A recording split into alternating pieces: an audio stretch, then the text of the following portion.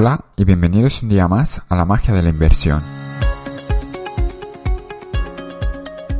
Estamos 8 de agosto y disculpad que ayer no pude subir el podcast porque me pilló fuera de casa. Y hoy os quería hablar un poco de una empresa que todos conocéis que se llama Intel, que hablé un poco la semana pasada de ella por los resultados que presentó y estoy viendo que mucha gente está invirtiendo en ella. Y bueno, quería simplemente comentaros un poco lo que pienso yo de la empresa y por qué creo, como dice el título del podcast, que podría ser una trampa de valor. Intel principalmente es una empresa estadounidense que se dedica a hacer procesadores para ordenadores, servidores y cosas por el estilo. Seguramente si tenéis un portátil, muy posiblemente veréis una pegatinita que pone Intel Inside o una pegatinita de Intel, porque la mayoría de portátiles de hace unos años, todos o casi todos venían con Intel.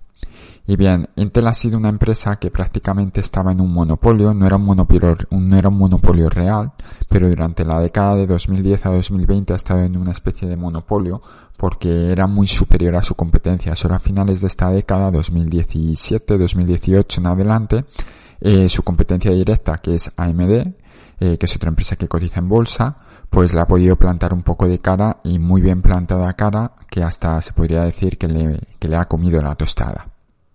Bien, ¿qué le pasa a Intel? Pues mucha gente de la comunidad inversora se está dedicando ahora a comprarla porque está relativamente barata, sobre todo si la comparamos con su competidora directa que es AMD. AMD ha caído un 50% desde máximos y aún así sigue cotizando un PER de 40 porque llegó a cotizar a un PER de 80. Y luego si miramos un poquito una competidora, a lo mejor no tan directa como podría ser Nvidia, le ha pasado un poco como a AMD, que ha caído un 50% y sigue cotizando a un PER astronómico, creo que es de en torno a 50 veces o algo por el estilo. O sea que eran empresas que estaban muy caras y han caído mucho y aún así se podría decir que siguen estando caras. Intel, por el contrario, pues está en un PER 11, 12 veces, también depende un poco qué beneficios cojas de la empresa.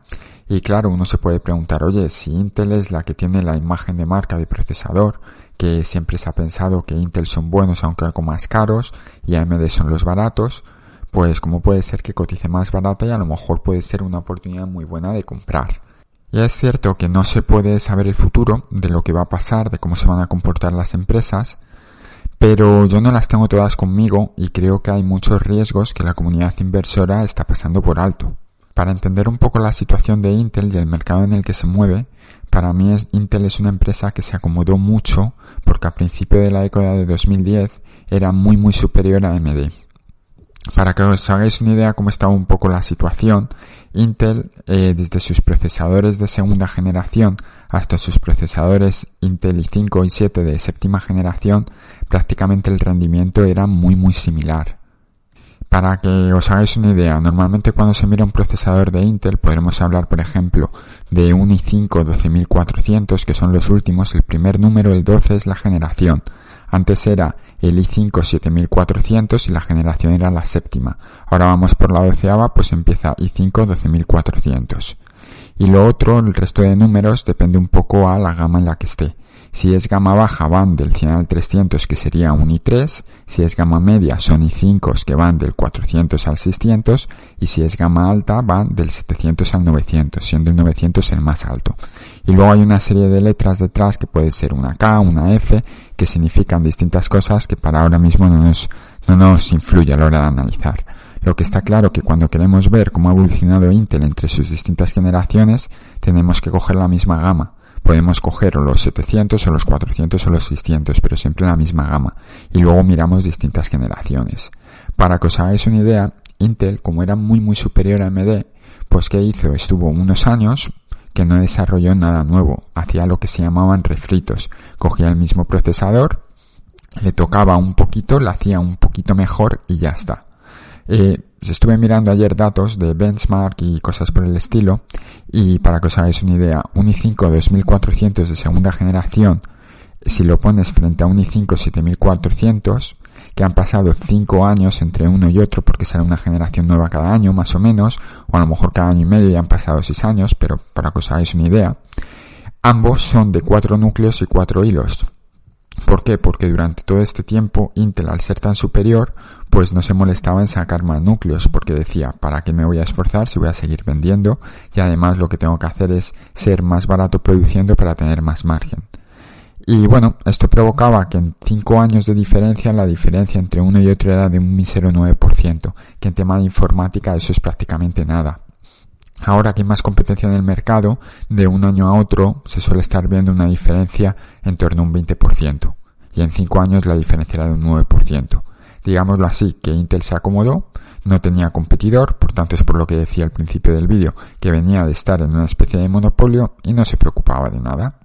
Al no preocuparse tanto de las cosas, ¿qué pasó? Que por ejemplo se ha perdido un mercado importantísimo para el tema de microprocesadores, como es el mercado móvil, de móviles y tablets. Ahí domina Qualcomm en la gama de entrada, en la gama alta, que es la que debería ser de Intel como tal, y luego la gama baja, la gama media ya se ha metido Qualcomm, antes era solo gama de entrada, y la gama baja y media está normalmente ocupada por MediaTek. Luego hay otros fabricantes como pueden ser Samsung, que usa sus procesadores en sus propios móviles, y también depende de la región porque saben que los clientes prefieren Qualcomm. Está Huawei, que también tiene sus propios procesadores, pero eso ya es un poco más de nicho. En general en móviles el que se lleva el dinero en el mercado es Qualcomm, y bueno, luego también un caso aparte es el de Apple, que fabrica sus propios procesadores y demás, ¿vale? Y luego MediaTek, que son un poco los que se reparten el mercado. ¿Por qué Intel no llegó a entrar en el mercado de los procesadores de móviles? Lo intentó allá por 2013-2014, pero fracasó, yo creo, porque estaba muy acomodada, estaba como liderando por mucha diferencia el mercado de ordenadores normales y de servidores, y dijo, ¿para qué me voy a preocupar? Además, en ese momento también fabricaba los procesadores para los MacBook Air de Apple, que ha seguido haciendo hasta 2020, creo que ha sido, que ya Apple ha empezado a diseñar sus propios procesadores. Y bueno, para que os hagáis una idea, en ese momento también tenía una competidora que Nvidia está intentando comprar, que se llama ARM, que también le plantaba cara. Y claro, cuando una empresa británica pequeñita te puede plantar cara, es que a lo mejor no le estás dedicando el suficiente esfuerzo que deberías. Y esto es un punto de vista personal. Digámoslo así, Intel estaba en una posición cómoda de monopolio, no se tenía que preocupar por nada y se ha dormido en los laureles. ¿Esto qué ha provocado? Pues que AMD ha seguido trabajando, empezó a vender sus procesadores Ryzen, segunda generación, ya fueron buenos. La tercera generación de Ryzen fue realmente la que empezó a competir de tú a tú con Intel y además los vendía más baratos. Ahora, como Ryzen es mejor, ha subido los precios AMD y Intel está intentando, al menos en la gama media, competir un poco por precio, algo que nunca ha hecho. Pero sí que provocó que Intel se tuviera que esforzar y empezara lo que no hizo en 5 años de desarrollar sus procesadores, pues le ha tocado hacer en las siguientes generaciones y un poco, digámoslo así. Siguen siendo competitivos, sí, pero ya no tienen esa gran ventaja competitiva que tenían antes. Ahora mismo depende mucho del tipo de ofertas que encuentres en tiendas si te quieres montar un ordenador, de si vas a coger Intel o vas a coger AMD. Porque aparte tienes que mirar el precio de las placas bases que son compatibles, la memoria RAM y demás, ¿vale? La refrigeración que quieres poner, porque ahora mismo los Intels, como no pueden competir en potencia, se tienen que calentar mucho. Y bueno, digámoslo así, están un poco compitiendo, pero no son tan líderes como eran antes. Por otro lado, además, Intel tenía lo que era una ventaja antes y ahora puede ser una maldición, que era capaz de fabricar sus propios procesadores. O sea, ellos tienen sus fábricas en Estados Unidos y ellos diseñaban y fabricaban. Y a la hora de fabricar, los procesos de fabricación se suelen medir con nanómetros. Oye, tú fabricas chips de 14 nanómetros, de 10 nanómetros, de 22 nanómetros. Y normalmente cuanto más pequeño es el tamaño del chip que vas a fabricar, significa que te entran más microchips en el mismo espacio y por tanto puedes hacer más operaciones siendo más eficiente. ¿Por qué? Porque al entrar más chips en el mismo espacio, al ser de menos tamaño entran más, pues pueden realizar más operaciones con el mismo consumo de energía. Esto lleva a un par de situaciones. O bien con el mismo tamaño consumes menos, o bien consumiendo lo mismo tienes más rendimiento.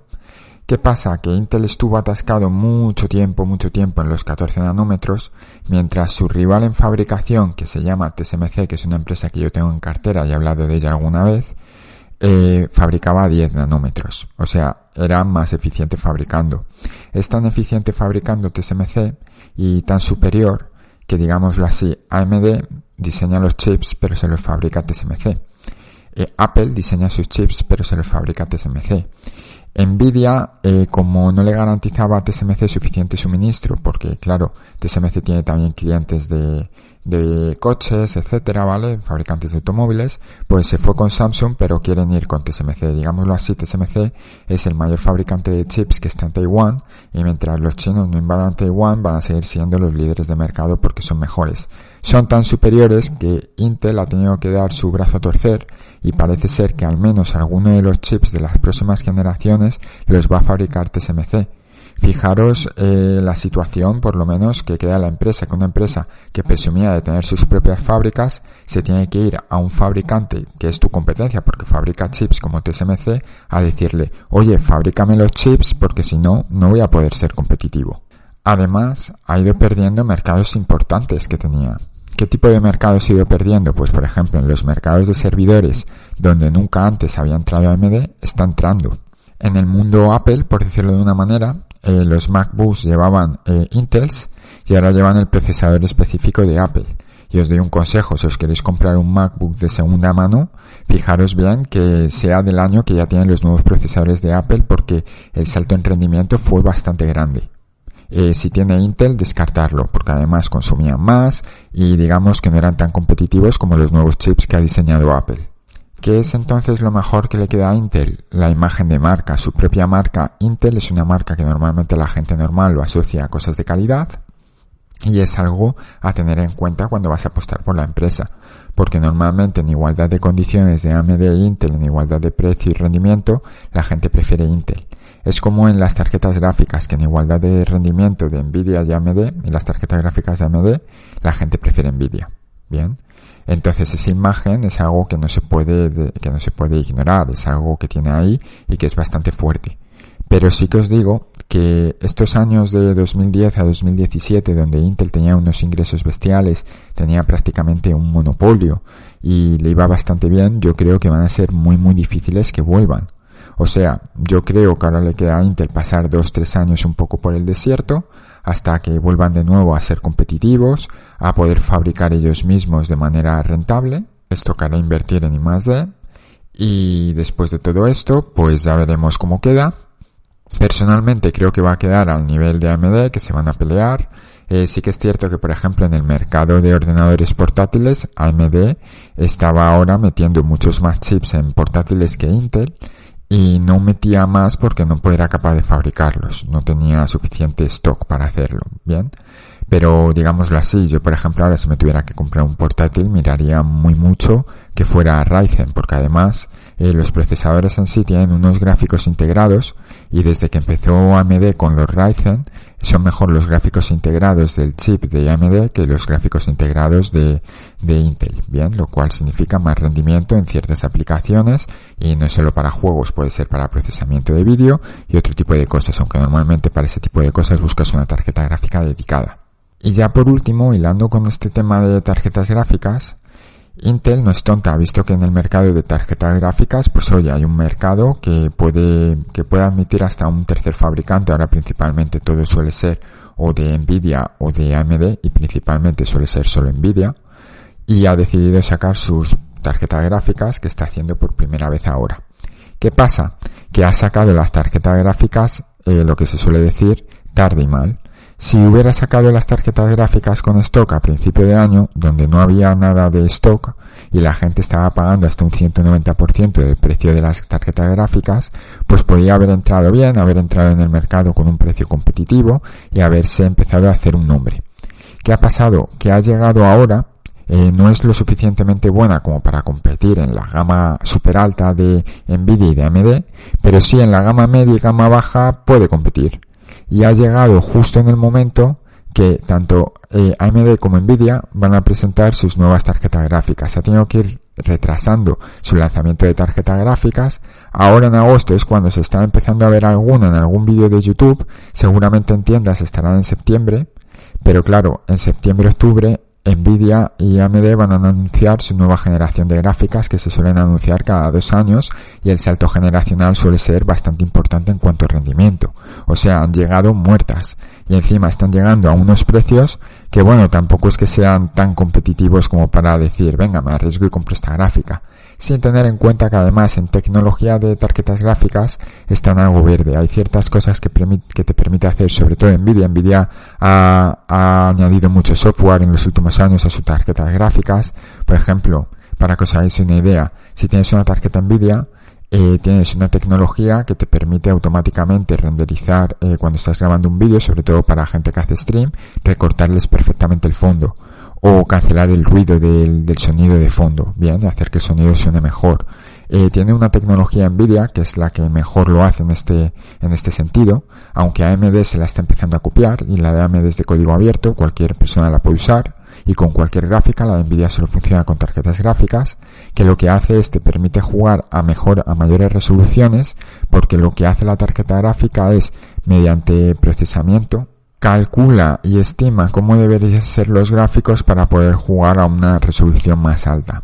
Esto hace que a lo mejor el rendimiento en juegos, sobre todo que es donde se usa, te pueda aumentar en resoluciones altas un 50 o un 60% solo por tener esta tecnología.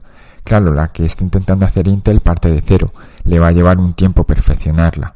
Y entonces es muy difícil que de primeras Intel, a no ser que esté durante unos cuantos años, entre en el mercado de las gráficas, y seguramente mi impresión es que le va a pasar como en los móviles, que va a ver que no le es rentable y se va a echar para un lado y se va a dedicar a intentar ser rentable en los procesadores.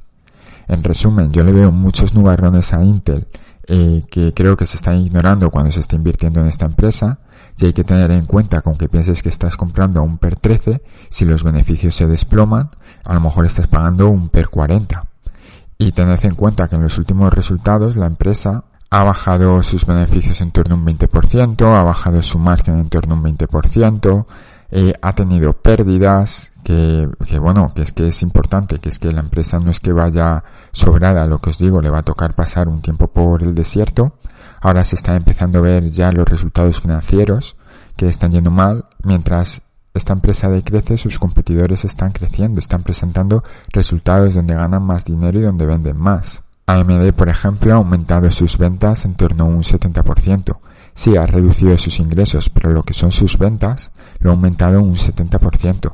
Estamos en un mercado que crece y Intel decrece y decrece al ritmo de un 20% en ventas, lo cual es algo preocupante. Algo malo hay ahí, y algo muy muy malo, porque te han comido la tostada completamente. Es cierto que Intel es mucho más grande que AMD, por tanto AMD tiene más margen para crecer, pero aún así, en un mercado que crece, si tú decreces es que te están comiendo el margen, y lo que decía, tu posición casi de monopolio la tienes perdida y ahora te tienes que pelear de tú a tú, cara a cara, y te va a costar, y a lo mejor no estás acostumbrado porque has estado muchos años viviendo bien. Y lo que decía al principio de este podcast, ¿qué va a pasar en el futuro? Nadie lo sabe. ¿Podrá Intel remontar y darle la vuelta a la tortilla? Podría hacerlo, podría que no. Yo me centro más en un escenario medio. No creo ni de lejos que Intel vaya a desaparecer, pero tampoco creo que Intel vuelva a ser el monopolio que era, por lo menos de aquí en 10 años, Dios sabe, pero de aquí a 5 años no creo que vaya a volver a ser ese monopolio que era. Por tanto, me quedo con que va a estar en una situación, en un término medio, donde va a pelear de tú a tú con AMD, y ya veremos qué va pasando. Pero sí que es cierto que no lo veo desde luego ningún chollo, y que lo veo más como una posible IBM a que sea la nueva Google, por decirlo de una manera, que creo que está muy lejos de ser algo así. Y me ha quedado un podcast un poquito más largo, pero que espero que os haya gustado un poco esta historia de Intel, de cómo estaba hace unos años, cómo está ahora, y que sobre todo tengáis cuidado, porque si solo miráis los números os perdéis toda la parte de detrás, que lo podríamos decir más como un análisis fundamental, que es muy necesario de entender para saber de dónde venía el negocio y a dónde va. Y ahora mismo Intel es un negocio que va hacia abajo, y ya veremos dónde para y si el precio que estamos pagando ahora está bien o no está bien. Y sin nada más me despido, nos escuchamos la semana que viene, os leo en los comentarios. Un saludo y hasta luego.